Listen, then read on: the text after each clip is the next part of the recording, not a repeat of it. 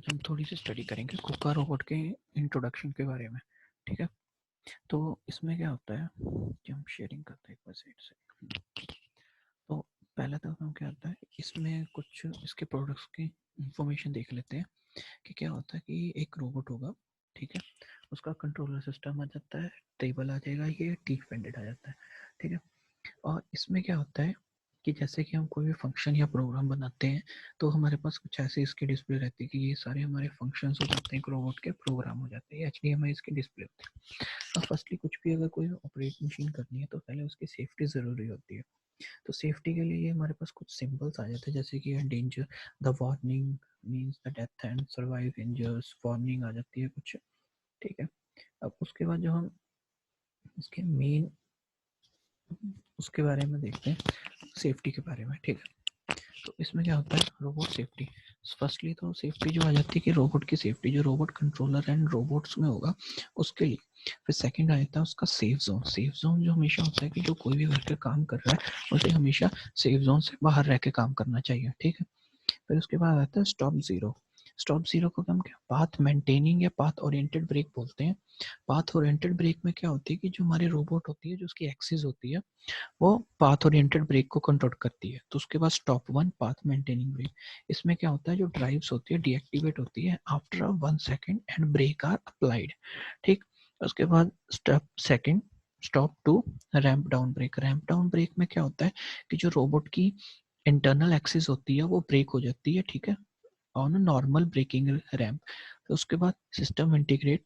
उसमें क्या होता है कि जब हम रोबोट को एक सिस्टम से प्लांट कमीशन करते हैं, जैसे कि एक प्लांट से दूसरे प्लांट में हम लेके जाते हैं, फिर उसके बाद भी कुछ ऐसे एरर्स आ जाते हैं कि जैसे रोबोट फर्स्ट टाइम में वर्क नहीं करता। फिर उसके बाद T1 मोड।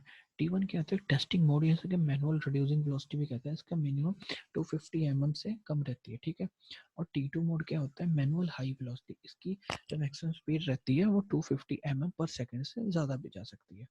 फिर उसके बाद हमारे पास आ जाते हैं अब जैसे ये कुछ सेफ्टी फीचर्स आ जाते हैं कि जैसे स्विच रोबोट कंट्रोलर, अगर ऑपरेटर नहीं ऑन कर रहा, प्रोग्राम सारे बंद है, स्टार्ट प्रोग्राम्स के लिए। ठीक है, फिर उसके बाद स्टार्टअप्स वगैरह के लिए ये सारा आ जाता है।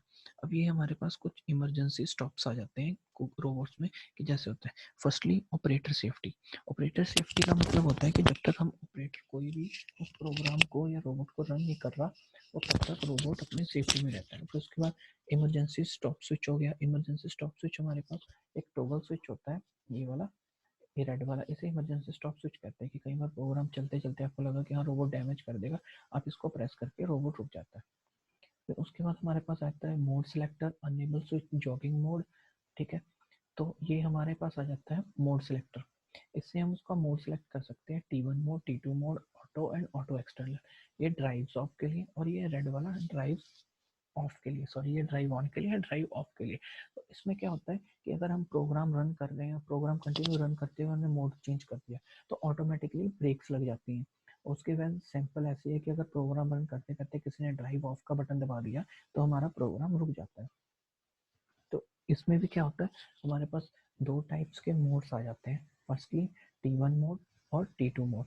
ये हम सिर्फ प्रोग्राम को बनाने और जॉगिंग करवाने के लिए यूज़ करते हैं। तो इसमें क्या होता है, जो प्रोग्राम मोड होता है उसमें प्रोग्राम जो वेलोसिटी होती है वो मैक्सिमम 250 mm/सेकेंड होती है, यानी इससे ऊपर वो रोबोट नहीं जा सकता प्रोग्राम बनाने में। और सिर्फ हम प्रोग्राम T1 में ही बना सकते हैं और T2 में बना सकते हैं। जॉगिंग मोड में क्या होगा कि जो जॉगिंग की मैक्सिमम वेलोसिटी होगी T1 मोड में वो 250 mm/सेकेंड के हिसाब से होगी। और T2 में क्या करेंगे हम, जैसे हमने प्रोग्राम बना लिया कोई, अब उसको हम टेस्ट करना चाहते हैं थोड़ी हाई वेलोसिटी में, तो हम उसमें क्या करेंगे कि 250 mm पे डाल देंगे T2 को। T2 में क्या होता है, प्रोग्राम वेलोसिटी पे चलता है वो। जब हमें मैक्सिमम हमारी कुका की प्रोग्राम वेलोसिटी है वो 2 मीटर पर सेकेंड। ठीक है, फिर उसके बाद ऑटो में, ऑटो यूज़ करते हैं रोबोट को हाई लेवल कंट्रोलर के लिए, जैसे कि इसमें हमने प्रोग्राम चेक कर लिया एक दो बार कि हमारे कोई एरर नहीं आ रहा, तब हम उसको ऑटो पे करते हैं। ऑटो पे क्या होगा, जो प्रोग्राम वेलोसिटी के साथ चलेगा, यानी 2 मीटर पर सेकेंड के हिसाब से चलेगा, और इसमें हम ऑटो में प्रोग्राम नहीं क्रिएट कर सकते। ऑटो एक्सटर्नल हमारा क्या होता है, ये हम सिर्फ पीएलसी के लिए यूज़ करते हैं। इसके लिए क्या होता है कि बहुत सारे हब्स होते हैं, उसके साथ हम एक से ज़्यादा रोबोट्स को एक साथ कंट्रोल कर लेते हैं। ठीक है, फिर उसके बाद कुछ ऐसे स्टॉप्स आ गए। अब जब हमारा सेफ्टी गेट ओपन होगा, यानी कि अंदर प्रोग्राम चल रहा है और किसी ने सेफ्टी गेट ओपन कर दिया, और सेफ्टी गेट हमेशा ऑटो और ऑटो एक्सटर्नल में चलते हैं, क्योंकि T1 T2 मोड में तो हम प्रोग्राम अंदर जाके बनाते हैं, तो इसलिए ये यहाँ पे ये सेफ्टी फीचर नहीं रहता। ये फीचर सिर्फ ऑटो में रहता है, क्योंकि ऑटो में क्या होगा कि हमने प्रोग्राम को ऑटो पर डाल दिया और एक बार स्टार्ट कर दिया तो वो ऑटोमेटिकली चलता रहता है, तो सिर्फ उसमें एक पाथ मेंटेनिंग ब्रेक लगेगी। ठीक है। और इमरजेंसी स्टॉप तो दोनों में काम आता है, T1 T2 में भी और ऑटो में। तो अगर T1 T2 मोड में हो हमारा रोबोट, तो उस टाइम पाथ ओरिएंटेड ब्रेक लगती है, और अगर ऑटो और ऑटो एक्सटर्नल में हो तो पाथ मेंटेनिंग ब्रेक लगती है। ठीक है। जब हम पीछे अनेबल स्विच को छोड़ देते हैं, अनेबल सिर्फ स्विच हम T1 और T2 मोड में प्रेस करते हैं, ऑटो में सिर्फ हम एक स्टार्ट बटन दबाते हैं प्रोग्राम को रन करने के लिए। तो अगर T1 T2 में है तो पाथ ओरिएंटेड ब्रेक लगेगी, और स्टार्ट की रिलीज कर देते हैं तो जब तो रैंप डाउन ब्रेक लगेगा। ठीक है। और वैसे ही जैसे हम ड्राइव ऑन ऑफ कर देते हैं तो पाथ ओरिएंटेड ब्रेक, स्टॉप की दबा देंगे तो ramp down brake, operator mode change करेंगे तो ओरिएंटेड ब्रेक लगेगी। अनकोडेड एरर, अनकोडेड एरर सिर्फ सर्वोस में आती है, जो कुकर में सर्वोस लगे होते हैं उनमें आती है, कि अगर हाँ वोल्टेज फ्लक्चुएशन होती है या फिर कोई शॉर्ट सर्किट हो जाता है तो उसके कारण यहाँ शॉर्ट सर्किट ब्रेक लग जाती है। ठीक है। मूव अनेबल, मूव अनेबल में क्या होगा, रैंप डाउन ब्रेक लगेगी और रोबोट को कंट्रोलर ऑफ हो गई, यानी कि हम जैसे लाइट चली जाती है तो रोबोट का कंट्रोलर ऑफ हो जाता है, तो शॉर्ट सर्किट ब्रेक लग जाती है। फिर उसके बाद हमारे यहाँ ड्राइव्स में भी क्या इफेक्ट पड़ता है। अब जैसे रैंप डाउन ब्रेकिंग है, रैंप डाउन ब्रेकिंग में क्या होता है, जो ड्राइव्स होती है ऑन रहती है और ब्रेक्स भी रिमेन ऑन रहती है। ठीक है। और जो पाथ मेंटेनिंग ब्रेक होती है, ड्राइव स्विच ऑफ हो जाएगी आफ्टर 1 सेकेंड, और ब्रेक भी 1 सेकेंड के बाद लगेगी। और पाथ ओरिएंटेड ब्रेक में क्या होती है, ड्राइव एकदम से बंद हो जाएगी और ब्रेक्स भी एकदम से लग जाएगी। और शॉर्ट सर्किट ब्रेक में क्या होगा कि जो ड्राइव्स है वो एकदम से शॉर्ट ऑफ हो जाएगी और ब्रेक भी एकदम से लग जाएगी। ठीक। अब जो ये है, ये हमारा सेफ जोन होता है कि रोबोट इस सेफ जोन से बाहर ही काम करके कर सकते हैं। ठीक। उसके बाद हमारे पास आ जाता है, जैसे 1 हो गया हमारा वर्क प्लेस हो गया, ये वर्क प्लेस हो गया। फिर ये जो सेकंड होता है वो हमारा रोबोट आ जाएगा। थर्ड हमारा ब्रेकिंग डिस्टेंस। 4 हमारा सेफ जोन। 4 हमारा सेफ जोन होता है ये वाला, हम इससे बाहर ही रह के हम रोबोट से वर्क करवाते हैं। ठीक है। अब ऑपरेटर सेफ्टी ये तो आ गया। अब ये पीछे 3 अनेबल स्विचेस होते हैं वाइट वाले, हम इनमें से किसी एक को प्रेस करके और ये स्टार्ट की को प्रेस करके अपना प्रोग्राम रन करवा सकते हैं। ठीक। अब जॉगिंग मोड में करने के लिए क्या करना है, हम कोई भी प्रोग्राम को सिलेक्ट करेंगे, जैसे कोई फंक्शन सिलेक्ट किया, उसको T1 या T2 में डालते हैं और पीछे अनेबल प्रेस को, it necessary to hold down enable switch and start key in order to execute a program. If enable switch is released or press full down, the drives are deactivated immediately and a robot any external access stop। कि अगर हम ऐसा करते हैं कि हमने जोर से पीछे के अनेबल स्विच दबा दिया तो ड्राइव्स क्या होती है, ड्राइव्स ऑटोमेटिकली डीएक्टिवेट हो जाएंगी और रोबोट की कोई एक एक्सेस स्टॉप कर जाएगी वो काम। ठीक है। उसके बाद भी हमारे पास क्या होता है, जो मेन एक्सेस होती है A से 3 तक, A3 A1 A2 A3 हमारी मेन एक्सेस होती है, और जो ब्रिस्ट होती है A4 A5 A6 ये हमारी सेकेंडरी एक्सेस होती है। ठीक।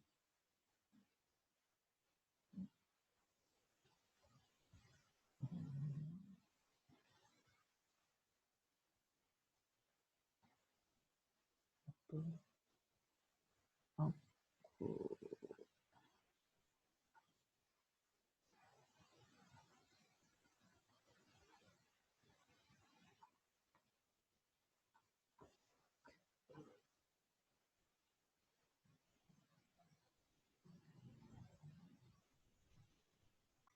उसके बाद हम ना अपने टीच पेंडेंट के बारे में देखते हैं कि जैसे हमारा टीच पेंडेंट होगा, इसको क्या कहते हैं, कोका कंट्रोल पैनल।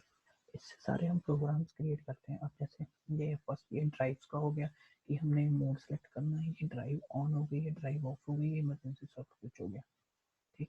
उसके बाद ये हमारे पास 60 माउस हो जाता है। हम इस माउस से भी रोबोट को मूव करवा सकते हैं। जो ये 6 है, 6 हमारे पास आ जाता है ये राइट हैंडल स्टेटस की। फिर उसके बाद 7 आ जाती है हमारी एंटर बटन। 8 आ जाता है हमारा टॉगल स्विच। 9 हमारा क्वार्टर की पैड। 10 हमारा न्यूमेरिकल। 11 हमारे ये प्रोग्राम स्विचेस आ जाते हैं, सॉफ्ट की जैसे कहते हैं ये सारे। 12 हमारा बैकवर्ड। 13 हमारा फॉरवर्ड की। 14 हमारा रेड स्टॉप स्विच। 15 हमारा विंडो शिफ्टिंग। और जो 16 होता है वो स्केप बटन होता है। और जो 17 है, 17 को कहते हैं लेफ्ट हैंडेड स्विचेस। और जो 18 है वो हमारे ये सारे मेन्यू वाले कीज होते हैं। अब इसमें कैसे सेलेक्ट करते हैं। अब जैसे ये हमारा नॉर्मल कीबोर्ड हो गया, इसमें क्या होता है न्यूमेरिकली यूज कीबोर्ड्स होंगे ये सारे। उसके बाद हमारे पास ये न्यूमेरिकली कीपैड आ जाता है। फिर उसके बाद ये 3 टॉगल स्विचेस आ जाते हैं, जैसे rear plate, enable switches, start key, enable switch और अनेबल। ये 3 टाइप्स के होते हैं कि जो सेंटर प्रेस होगा, not press, centre press, panic press. ठीक, ये 3 टाइप्स के अनेबल स्विचेस आते हैं। अब कुका कंट्रोल पैनल कपलिंग ऑप्शन। अब जब हम इससे विदाउट डिपैच कर देते हैं तब हम इसको सिंपल ऐसे भी लिख सकते हैं, डॉलर मोड अंडरस्कोर T1, तब भी अपने मोड्स को चेंज कर सकता है।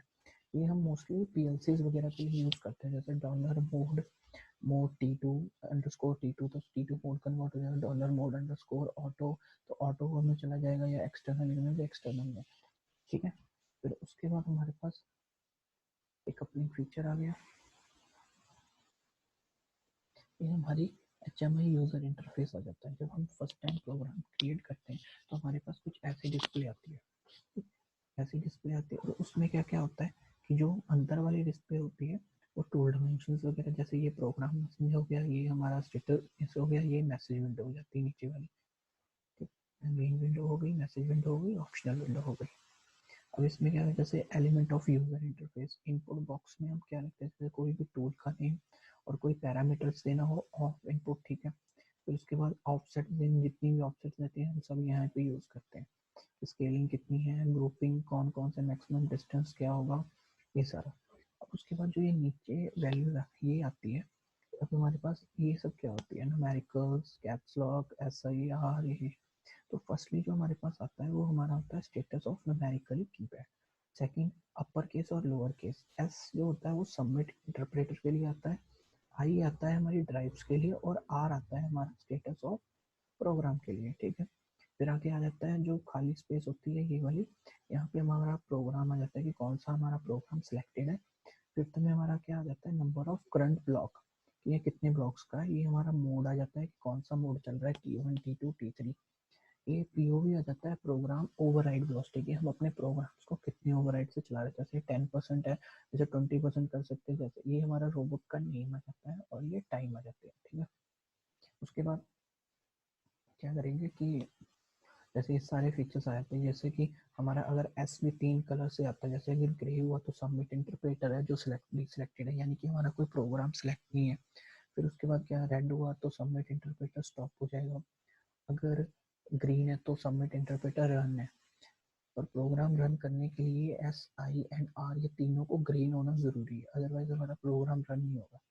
तो जो आई होता है, अगर आई ग्रीन यानी इसका मतलब हमारी ड्राइव्स रेडी है, अगर आई रेड है तो हमारा क्या है, ड्राइव्स रेडी नहीं है। ठीक, उसके बाद जब आर ग्रे होगा तो कोई भी प्रोग्राम सेलेक्ट नहीं है, अगर आर येलो है तो हमारा प्रोग्राम सेलेक्ट है और फर्स्ट लाइन को एग्जीक्यूट करने के लिए रेडी है। अगर ग्रीन है तो इसका मतलब हमारा प्रोग्राम एग्जीक्यूट हो रहा है, अगर रेड है तो हमारा प्रोग्राम स्टॉप हो गया है, और अगर ब्लैक है तो हमारा प्रोग्राम सारी लाइंस को एग्जीक्यूट करके एंड पे वेट कर रहा है। ठीक, उसके बाद हमारे पास कुछ सिंबल्स आ जाते हैं।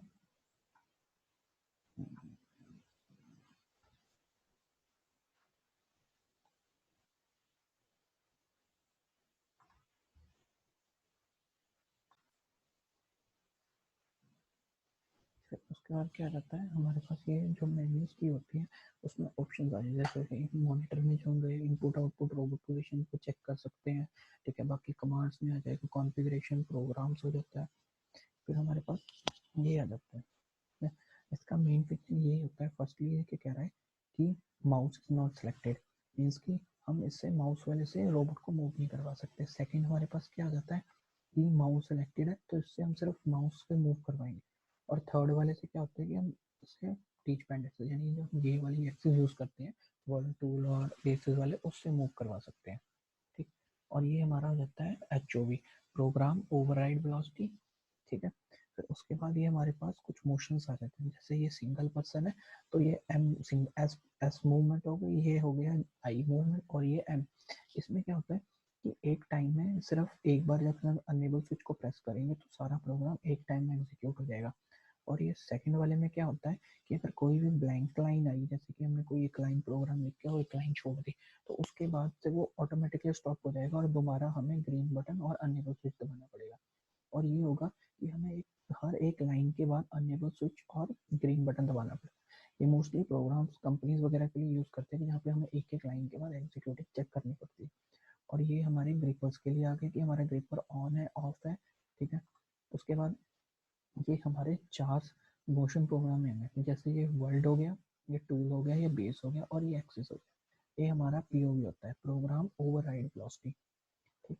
अब नीचे की बात हो गई थी, उसके बाद यहाँ चलते हैं कोऑर्डिनेटिंग सिस्टम पे, हमारे रोबोट के कोऑर्डिनेटिंग सिस्टम। अब ये हमारे पास 4 टाइप के रोबोट के कोऑर्डिनेट सिस्टम होते हैं। एक्सिस स्पेसिफाई,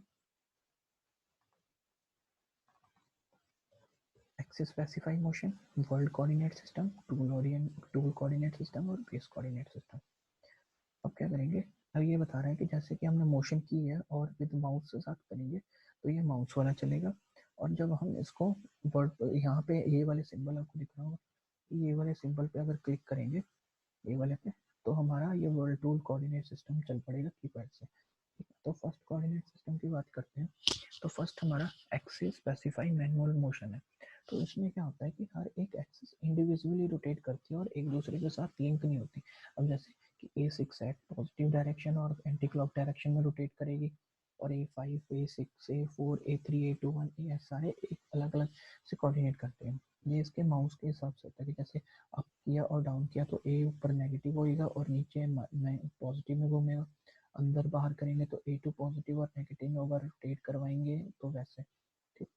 तो वर्ल्ड कोऑर्डिनेट सिस्टम में क्या होता है कि वर्ल्ड कोऑर्डिनेट सिस्टम में फिक्स्ड ट्रायंगल कोऑर्डिनेट होते हैं जिनमें की ओरिजिन लोकेट भी की जाती है। अब इसमें क्या होता है कि एक्सिस नहीं आती, इनमें कोऑर्डिनेशन आ जाती है, जैसे एक्स बी, एक्स वाई और जेड। एक्स वाई जेड के हिसाब से क्या होता है, जो फर्स्ट एंगल हमारी एक्स होती है वो बी के सी के साथ लिंक हो जाती है और वाई बी के साथ और जेड ए के साथ। अब जब भी हम एक्स को मूव करवाते हैं उसके साथ हमारी सी मूव करती है, वाई को मूव करवाते हैं उसके साथ हमारी बी मूव करती है, और जेड को करवाते हैं उसके साथ हमारी ए मूव करती है। जैसे हमें फ्लेमिंग का राइट हैंड रूल या right hand thumb rule use करते हैं। अब उससे भी वैसे ही आ जाता है सेम, उसके बाद टूल कोऑर्डिनेट सिस्टम आ जाता है।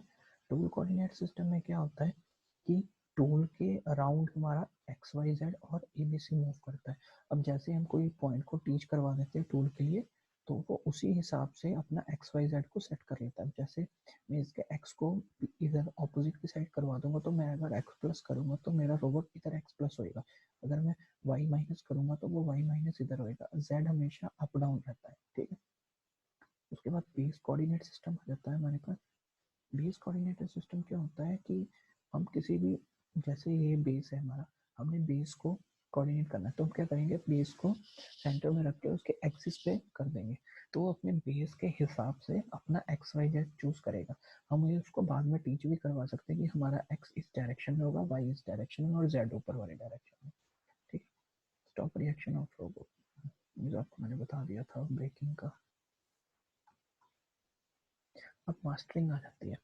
अब फर्स्टली मास्टरिंग क्या होती है और मैकेनिकली जीरो पोजीशन क्या होती है। अब मैकेनिकली जीरो पोजीशन वो वाली पोजीशन होती है जब रोबोट को प्री डिफाइंड रेफरेंस एंगल पे रखा जाता है। अब जैसे A1 is equal to 0, A2 minus 90, A3 plus 90, A4, A5, A6 is equal to 0। ये हमारे पास इसकी एक मैकेनिकली जीरो पोजीशन आती है। और मैकेनिकली जीरो पोजीशन को मास्टरिंग को मैकेनिकल जीरो पोजीशन बोलते हैं, इसलिए क्योंकि अगर कल को हमारे पास जैसे कि रोबोट वर्क कर रहा है, करते करते कहीं स्ट्राइक हो जाती है, तो स्ट्राइक होने के बाद क्या होता है, ये अपनी मास्टरिंग ये वाले एंगल्स को लॉस कर देता है। तो इस एंगल को सेट करने के लिए हम मास्टरिंग करते हैं। तो मास्टरिंग में क्या होता है कि इनके यहाँ पे एक वाइट निशान होता है, ये कुकर की तरह से प्री डिफाइन होते हैं, इनको कहते हैं प्री मास्टरिंग पोजीशन। तो हम क्या करेंगे, रोबोट को इसके वाइट मार्क के प्री मास्टरिंग पोजीशन के साथ लगाएंगे। और ये एक मास्टरिंग के लिए टूल आता है EMT, इलेक्ट्रॉनिक म्यूजिक टूल। इससे हम क्या करेंगे, इसको टूल के होल में डालते हैं, फिर उसको हम टाइट कर देते हैं। टाइट करने के बाद क्या होता है, ये कुछ ऐसा होता है जैसे ये वाली ये एज है, ये हमारी प्री मास्टरिंग पोजीशन है। तो हम क्या करेंगे, रोबोट को सीधे पॉजिटिव की तरफ लेके आएंगे, जैसे ये पॉजिटिव टू नेगेटिव डायरेक्शन में लेके आएंगे, ठीक है।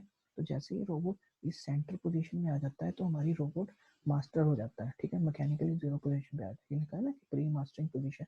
जैसे कि इसको यहाँ तक ये आके यहाँ पे फिक्स हो गया, तो ये क्या करेगा, मैकेनिकल जीरो पोजीशन आ गई हमारी, तो यहाँ पे हमारी मास्टरिंग हो जाती है।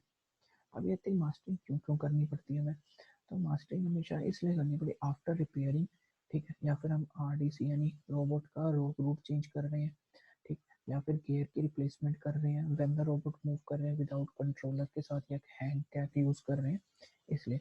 तो अगर कहीं पर चलते चलते हमने मैक्सिमम 250 मैनुअल में 250 mm से ज़्यादा यूज़ कर लिया तो हो गया, ठीक है, या रोबोट कोलाइड कर जाता है, इसलिए मास्टरिंग करते हैं।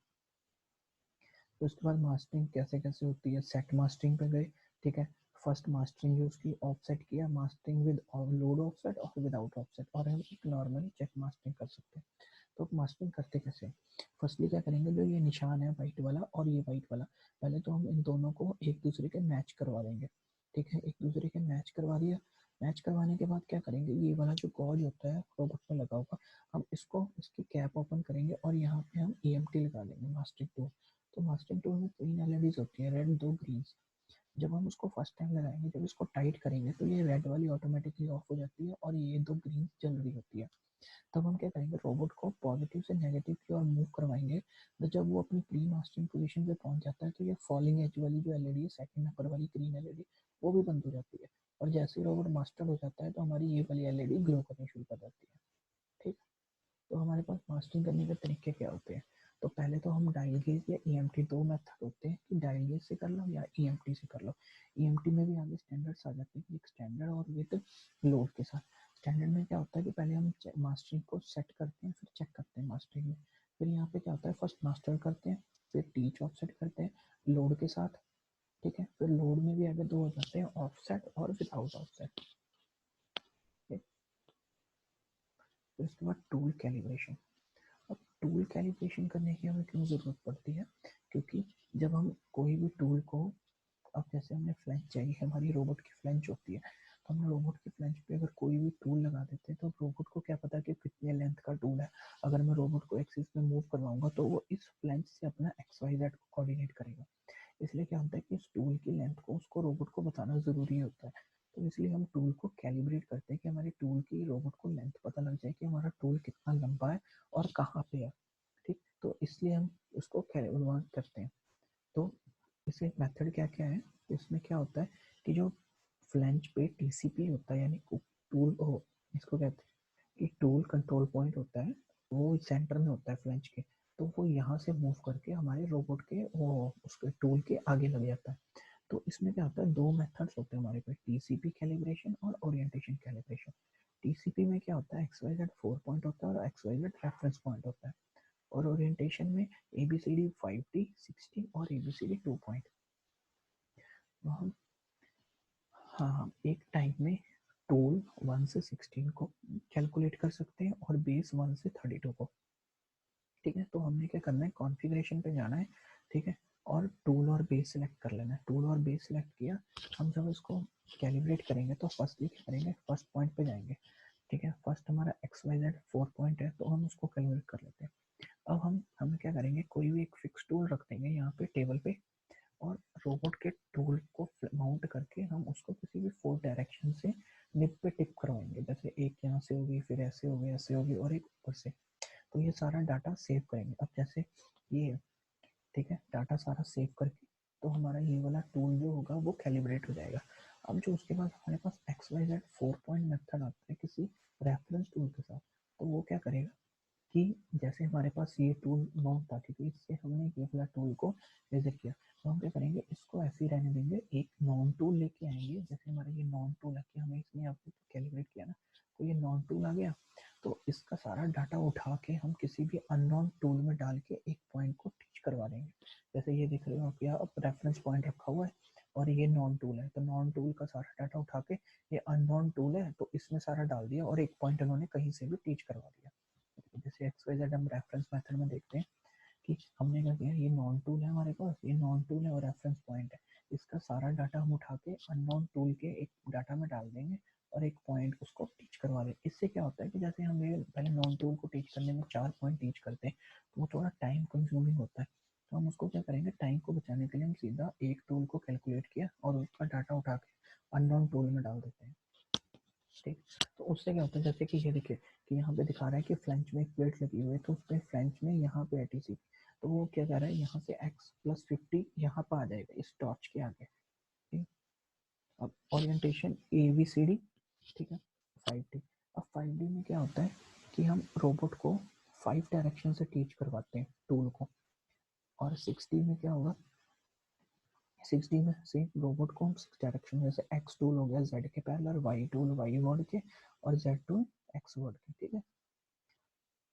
उसके बाद ABCD 2 पॉइंट हम इसलिए यूज़ करते हैं कि अगर कल को हमारा टेबल थोड़ा टेल्ड है तो हम उसको कैसे करेंगे, जैसे कि हमारा ग्रिपर है, ग्रिपर के किसी एंड को एक रेफरेंस पॉइंट पे टीच करवा दिया, टीच करवाने के बाद क्या करेंगे, हम उसके एक्स एक्सिस को किसी और एंगल में मूव करवा देंगे, जिस एंगल में हमें एक्स एक्सिस चाहिए तो हम उस एंगल में लेके जाके उसको टीच करवा देंगे। फिर रोबोट कहेगा कि हमें अपनी एक्स वाई एक्सिस को टीच करवा, तो एक्स वाई प्लेन को आप कोई भी प्लेन में मूव करो तो रोबोट को, जैसे कह रहे हैं ना, robot plane still rotating freely about X axis, तो आप किसी भी एक्शन में चाहे वो पॉजिटिव हो चाहे नेगेटिव हो रोबोट को मूव करवा देंगे और वाई प्लेन को टीच कर देंगे। तो ऐसे हमारा वाई प्लेन टीच हो जाएगा। ठीक है। अब आ जाता है टूल पेलोड। अब टूल पेलोड क्या होता है, तो जैसे हमारे पास कुका KR16 है, 16 का ये मतलब होता है कि हम कितने kg का टूल उसमें लगा सकते हैं। ठीक। उसकी मैक्सिमम स्ट्रेंथ कितनी आती है। अब बेस कैलिब्रेशन, अब जो हमारा बेस होता है हम बेस इसलिए कैलिब्रेट करते हैं कि जैसे हमारे पास ये टेबल है, ये टेबल बिल्कुल इंक्लाइंड पड़ा हुआ है। ठीक है। तो इसके लिए तो ये इजी हो जाएगा, अगर कहीं पर टेबल इंक्लाइंड ना हुआ तो उसके लिए हम बेस को कैलिब्रेट करते हैं। जैसे कि मैं नीचे वीडियो दिखाता हूँ, फोटो दिखाता हूँ आपको। अब जैसे ये पूरा टिल्ड है टेबल, तो रोबोट को कैसे पता लगेगा कि टेबल टिल्ड है, आपको हर बार आके यहाँ पे एक पॉइंट टीच करवाना पड़ेगा कि हाँ मेरा क्यूब है। तो हम क्या करेंगे, बेस को कैलिब्रेट कर देंगे, एक पॉइंट हम इसके एज में क्लिक करेंगे और दूसरा जो एक्सिस का आएगा वो हम एक्सिस को ऐसे टिल्ड करवा देंगे। टिल्ड में क्या होगा कि आप जब भी एक्स को पॉजिटिव या टिल्ड करोगे तो इसी डायरेक्शन में मूव करेगा, बल्कि स्ट्रेट आने के बजाय। तो हम इससे क्या करेंगे, अपनी वेल्डिंग जो भी होगी हम वो ईजिली कर सकते हैं, इसलिए हम बेस को कैलिब्रेट करते हैं। अब जैसे ये फर्स्ट पॉइंट है तो हमने इसको यहाँ पे और यहाँ पे उसको टीच करवा दिया, टीच करवाने के बाद क्या किया, हम उसको एक्स डायरेक्शन में ऐसे ले गए, तो वो जिस डायरेक्शन में एक्स लेके जाएंगे तो रोबोट उसी डायरेक्शन में अपना एक्स को कन्वर्ट करेगा, और एक पॉइंट कहीं पे भी एक्स वाई आप किसी भी डायरेक्शन में उसको टीच करवा सकते हो। ठीक। इसमें क्या होता है, ये भी सेम ही रहती है। फिर अब मोशन प्रोग्रामिंग है, मोशन प्रोग्रामिंग का टॉपिक हम कल करेंगे, बाकी एक बार इतना रीड कर लो फिर बाकी देखते हैं। ठीक है। चलो ठीक है, इतना रीड करके फिर मेरे को बता दिया।